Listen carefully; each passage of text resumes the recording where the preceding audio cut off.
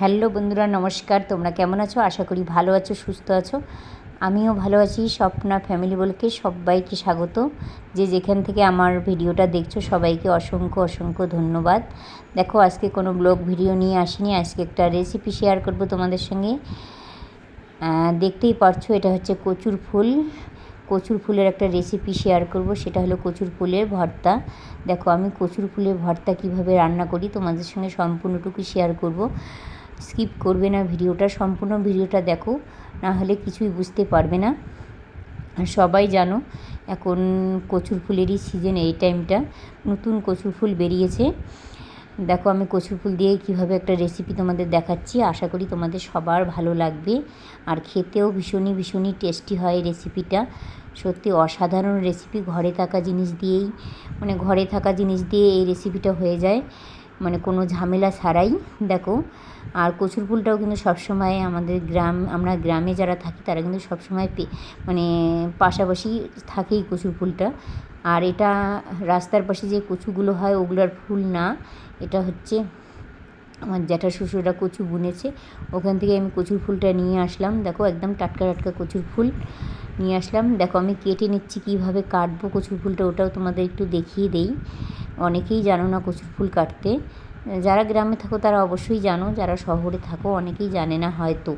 আমার মনে হয়েছে। দেখো, ভিতরে একটা সিস্টার মতো থাকে, ওটা বের করে নিতে হবে এইভাবে। ওটা বের করে নিয়ে তারপরে কচুর ফুলটাকে কাটতে হবে। দেখো, আমি তোমাদের একটু দেখিয়ে দিলাম, হালকাভাবে একটু দেখিয়ে দিলাম। কচুর ফুলের ভিতরে কত বড় অংশ একটা থাকে, সাদা সাদা একটা, মাছের ডিমের মতো হয় গুড়ি গুড়ি, ওই রকম একটা শীষটা বের করে নিলাম। আর দেখো, এটাকে কুচি কুচি কুচি কুচি করে কেটে নিচ্ছি। আর একটা মাথায় কথা মনে রাখবে যে কচুর ফুলটা কাটার পরে ঝুড়িতে বা ছাঁকনিতে বা কিছুতেই ধুয়ে নেবে, হাত লাগাবে না।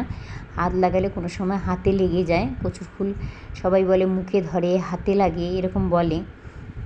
এই কচুর ফুলটা সাধারণত ধরে না, তারপরেও সাবধান থাকাই ঠিক আছে। আমি ঝুড়িতেই দেখো কেটে নিলাম।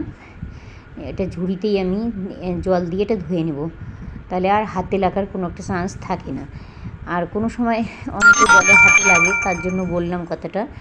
দেখো, এটাকে আমি হালকা গরম জলে সেদ্ধ করে নিলাম, যেহেতু ভর্তা বানাবো এটাকে, তার জন্য একটু সেদ্ধ করে নিলাম। কচুর ফুলের একটা ভাজার রেসিপি হয়, ওটাও সত্যি খুব টেস্টি হয়।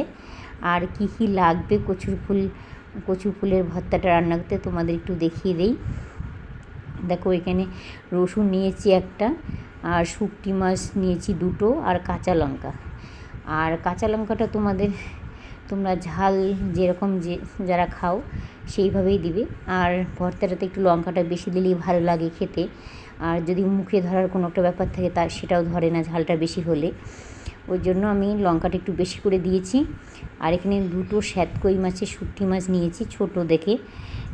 যেহেতু কচু ফুলটা অল্প, তাই ছোট্ট করে আমি দুটো শুটকি মাছ নিয়েছি। দেখো, ওখানে কেটে নিয়েছি শুটকি মাছটা, আমি টুকরো ছোটো করে কেটে নিয়েছি। আর এখানে দেখো, এই যে কচুর ফুলটা সেদ্ধ হয়ে গেছে, জলটা ঝরিয়ে নিব। যেহেতু ছাঁকনিতে ঢাললেই ভালো হয়, আমি বাটিতে ঢেলেছি, জলটাকে ঝরিয়ে নিতে হবে। এবার দেখো, আমি এটা কীভাবে রান্না করতেছি। দেখো, এখানে কড়াই বসিয়ে দিলাম। আমি এটা সাদা তেলেই রান্নাটা তোমাদের একটু দেখাচ্ছি। তোমরা চাইলে সর্ষের তেলেও রান্নাটা করতে পারো, সর্ষের তেলেই বেশি টেস্টি হয়। যেহেতু আমি বাড়িতে সাদা তেল সবসময় ব্যবহার করি, তাই রেসিপিটা তোমাদের সাদা তেলেই আমি দেখালাম, তোমরা সর্ষের তেলেও করতে পারো। দেখো, শুটকি মাছটা আমি আগে ভেজে নেবো লাল লাল করে। শুটকি মাছটা ভেজে রেখে দেখো, এতে শুটকি মাছটা ভেজে নিলাম। আর শুটকি মাছটা না দিলে একটু ভালো লাগে। আর চিংড়ি মাছের শুটকি মাছ যদি হয়, সত্যি আরও খুব টেস্টি হয়। তা আমার ঘরে শুটকি মাছ ছিল না সেই দিন, তার জন্য আমি শ্যাতকইটাই দিলাম। আর দেখো, এখানে রসুনটা দিয়ে দিলাম। রসুনটা একটু লাল লাল করে ভেজে নিবে, তাহলে বেশি ভালো হয়। আর ফোড়নে অন্য কিছু দেবো না, খালি রসুনটাই আমি দেবো। যেহেতু ভর্তা, রসুনটা তো লাগবেই। রসুনটা না দিলে টেস্টি হবে না, রসুনটা একটু বেশি দিলেই ভালো হয়। তা আমি রসুনের গন্ধটা বেশি পছন্দ করি না, একটু উগ্র মনে হয়, তাই আমি কমই দিলাম রসুনের গন্ধটা, অল্পই দিছি রসুনটা। দেখো, কচুর ফুলটি এখন দিয়ে দিলাম। দিয়ে দেওয়ার পরে মানে কাঁচা লঙ্কা ফাটানো ছিল ওগুলো, তারপরে শুকটি মাছ দিয়ে আর স্বাদ মতন লবণটা দেবে। তোমরা যেরকম লবণ খাও ওই রকমই লবণ দেবে। লবণ, হলুদ সব কিছু দিয়ে নেড়ে চেড়ে ওটাকে আমি ঢেকে দেবো। এই তো 5 মিনিটের মতো ঢেকে দেব। তাহলে কি হবে, আমি তো সেদ্ধ করে নিয়েছি আর এরকম গোটা গোটা থাকবে না। তো ওটা ভর্তা, যেহেতু ভর্তা ওটা একদম একদম মানে একদম সেদ্ধ হয়ে যাবে, মানে সেদ্ধ তো অল্প হালকা সেদ্ধ তো করে নিয়েছি। আর ওটা ঢেকে দেবো, আর একটু সেদ্ধ হয়ে যাবে। একদম হাতা দিয়ে ওটাকে নেড়ে চেড়ে একদম মানে একদম ভর্তার মতো করে নেব। আর আমি এই তো দেখো ঢাকনা দিয়ে দিলাম। 5 মিনিট পরে আসতেছি, তোমাদের দেখাচ্ছি। দেখো 5 মিনিট পরে ঢাকনাটা খুলে নিলাম। দেখো মানে যখন ঢেকে দিয়েছি তারপর কিন্তু জল বেরিয়েছে। দেখো এই যে কতগুলো জল, যেহেতু লবণ দিয়েছি আর জানোই সবজিতে লবণ দিলে কিন্তু জল বের হয়। এই জলটাকেই মানে শুকাবো, ভাজা ভাজা করবো ওটাকে, তখনই কিন্তু ভর্তাটা কিন্তু ঠিক মতন গলে যাবে। কচু ফুলটা একদমই গোটা থাকবে না, সম্পূর্ণ গলে যাবে। দেখো একদম কীরকম হয়ে গেল, একদম গলে গেছে। এটাকে একটু ভালো করে একটু নেড়ে চেড়ে নেব। আর যদি একটু কাঁচা তেল দাও সত্যি খুব ভালো হয়, টেস্টি।